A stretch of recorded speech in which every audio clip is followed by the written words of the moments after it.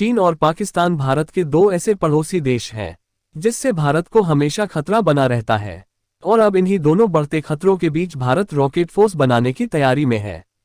इसके लिए भारतीय रक्षा मंत्रालय को 7,500 करोड़ रुपए की एक कॉन्ट्रैक्ट दिया गया है।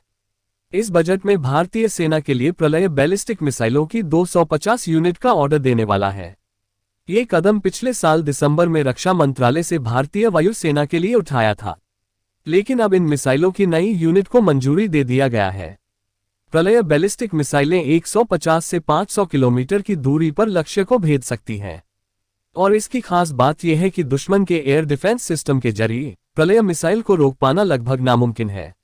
इस मिसाइल को सबसे पहले भारतीय वायुसेना में शामिल किया जाएगा और उसके बाद भारतीय थल सेना में शामिल किया जाएगा।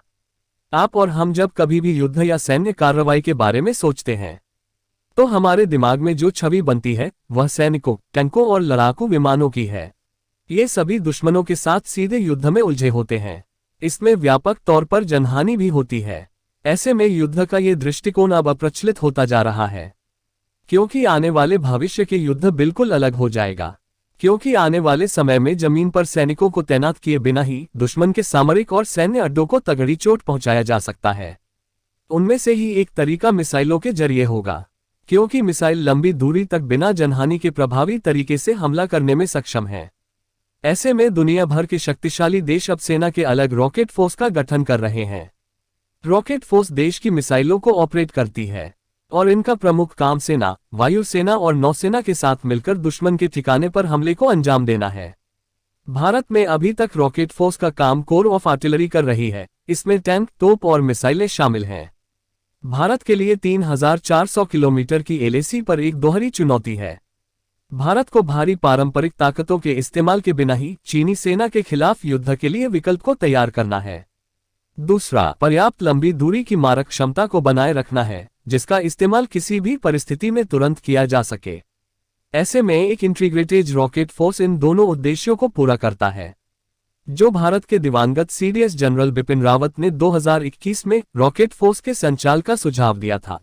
इससे चीन और पाकिस्तान से युद्ध के समय तत्काल जवाबी कार्रवाई की जा सकती है, और यह कार्रवाई इतनी सटीक और प्रभावी होगी कि दुश्मन को जवाबी हमला करने का मौका भी नहीं मिलेगा।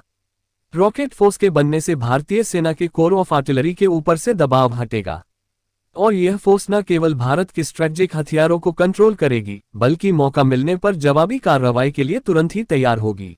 क्योंकि भारत दो तरफ से दुश्मनों से घिरा है, जहां का प्राकृतिक वातावरण काफी जटिल है। चीन की तरफ की एलएसी पर हिमालय की दुर्गम चोटियां हैं, जहां सैनिकों और भारी हथियारों को आसानी से तैनात नहीं किया जा सकता है। तो वहीं दूसरी ओर पाकिस्तान है, जिसकी सीमा पर से सैनिकों की संख्या को कम करके रॉकेट फोर्स को जवाबी कार्रवाई के उपकरण के रूप में तैनात किया जा सकता है। पाकिस्तान भारत के रॉकेट फोर्स का नाम सुनकर ही कभी भी हमले की हिमाकत नहीं करेगा, क्योंकि पाकिस्तान की रॉकेट फोर्स आज भी इतना सशक्त नहीं है कि वह भारतीय सैनिकों का सामना कर सके। भारत की प्रलय आधी बैलिस्टिक मिसाइल है, जो सतह से सतह पर मार कर सकती है। डीआरडीओ ने प्रलय मिसाइल को इंटरसेप्टर मिसाइल पृथ्वी और प्रहार मिसाइल को मिलाकर विकसित किया है।